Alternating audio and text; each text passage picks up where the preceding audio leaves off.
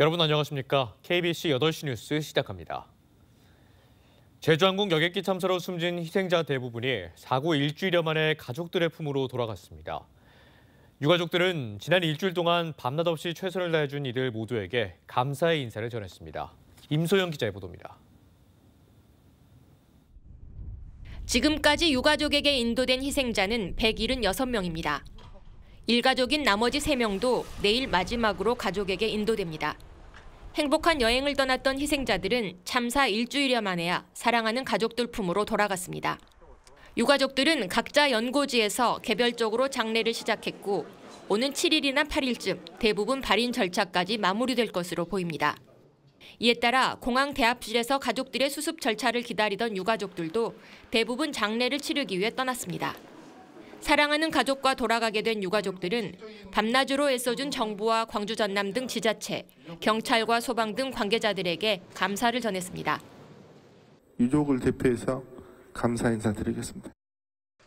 참사 현장의 수색과 수습 작업을 일단락한 당국은 수거한 유류품들도 최대한 확인해 유가족들에게 전달해 줄 예정입니다. 또 정부 차원의 사고 수습과 유가족 지원을 지속적으로 이어가겠다고 약속했습니다.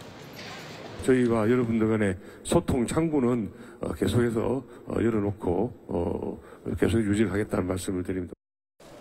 희생자들이 모두 가족 품으로 되돌아가면서 무안공항에서는 사고 원인 규명을 위한 조사가 집중적으로 진행될 예정입니다.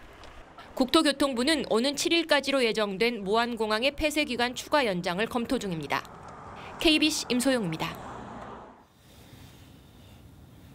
제주항공 여객기 참사의 희생자 수습이 마무리된 가운데 관련 수사가 본격화되고 있습니다. 최초 사고 발생부터 참사를 키운 원인까지 규명돼야 할 것들이 많습니다. 고영민 기자의 보도입니다. 179명의 생명을 앗아간 참사의 흔적이 가득했던 무안국제공항은 본격적인 사고 원인 규명과 수사 체제로 전환됐습니다. 국토부 항공철도 사고조사위원회는 23명 규모의 한미 합동조사팀을 구성해 현장 관리권을 넘겨받고 조사에 들어갔습니다. 조류 충돌로 추정되는 최초 사고 원인부터 착륙 당시 랜딩 기어가 내려오지 않은 이유 등 광범위한 조사가 진행될 예정입니다. 참사 직후 확보된 관제탑과 사고기 교신 내용과 함께 항공기 블랙박스에 해당하는 음성 기록 장치는 녹취를 마쳤고 파손된 비행 기록 장치는 분석을 위해 미국으로 보내질 예정입니다. 국토부와 별개로 경찰도 수사에 속도를 내고 있습니다. 이제 현장 감식 수사 관련해서 소규모로 필요 없다고 판단될 때까지 계속 수색을 하도록 하겠습니다. 전남경찰청 수사본부는 앞서 무안공항, 제주항공, 부산지방항공청 등을 압수수색해 활주로 CCTV 영상 등 확보한 자료를 분석 중입니다. 또 사고 당시 관제사 진술도 확보해 재착륙 지시와 시도 등 비행의 모든 과정도 살필 계획입니다. 피해를 키운 원인으로 지목되는 콘크리트 둔덕의 설치 기준과 설계 세부 지침 등도 집중적으로 조사됩니다. 이 부분은 중대재해처벌법상 중대시민재해 적용 가능 여부를 가릴 최대 쟁점이 될 전망입니다. 경찰은 사고 수사와 별개로 국가수사본부가 참사 희생자와 유가족의 2차 피해를 입히는 악성 게시글과 비방글에 대한 전담 수사팀을 가동했습니다. KBC 고영민입니다. 이번 참사가 발생하자 무안 지역이 특별재난지역으로 지정됐습니다. 이런 가운데 희생자가 가장 많은 광주도 특별재난지역으로 지정해야 한다는 요구가 이어지고 있습니다. 정치권 일부에서는 항공참사 특별법 제정도 검토하고 있습니다. 김재현 기자가 보도합니다. 참사 당일인 지난달 29일 정부는 무안군을 특별재난지역으로 선포했습니다. 응급대책 마련과 재해구호에 필요한 재정이나 금융 지원을 위한 조치였습니다. 그런데 정작 희생자가 가장 많은 광주는 포함되지 않았습니다.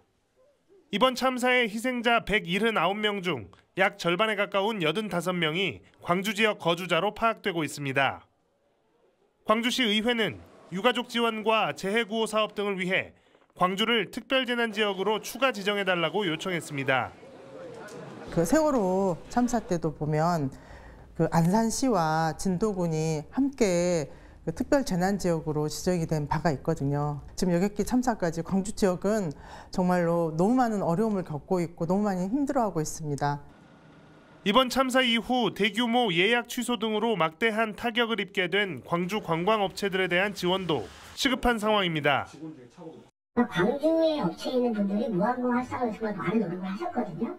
그분들이 피해를 좀 최소화시킬 수 있고. 더불어민주당을 중심으로 정치권에서도 특별 재난 지역을 광주와 전남 전체로 확대하는 방안이 논의되고 있습니다. 피해자들의 권리 보장을 담은 내용의 항공참사 특별법 제정도 추진됩니다.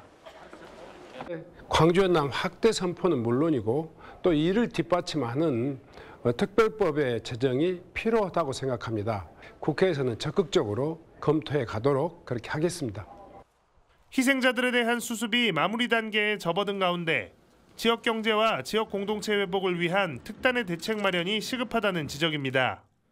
KBC 김재현입니다. 참사 희생자에 대한 애도 행렬이 이어지고 있는 가운데 각계각층에서 유가족들을 돕기 위한 온정이 모아지고 있습니다. 기업과 기관은 물론 시민들로부터 성금이 잇따르고 있습니다. 강동일 기자의 보도입니다. 영암에 있는 HD 현대사모는 제주항공 여객기 참사 희생자와 유가족 지원에 써달라며 3억 원을 전남 사회복지 공동모금회에 기탁했습니다. 한국수력원자력도 2억 원, 한전 KPS도 1억 5천만 원을 기부했습니다. 한국전력이 한 2억 이런 식으로 해서 지금 모금이 계속 진행되고 있고요. 개인도 많이 이렇게 동참을 하고 있습니다. 현재까지 약 한 10억 정도 이렇게 전남 이렇게 모금돼 있고요.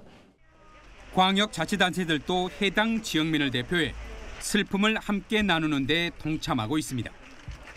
김동연 경기도지사는 직접 분향소를 찾아 참배한 뒤 5억 원을 기부했습니다. 경상북도와 경상남도도 무안국제공항을 찾아 전라남도에 각각 2억 원을 기탁했습니다.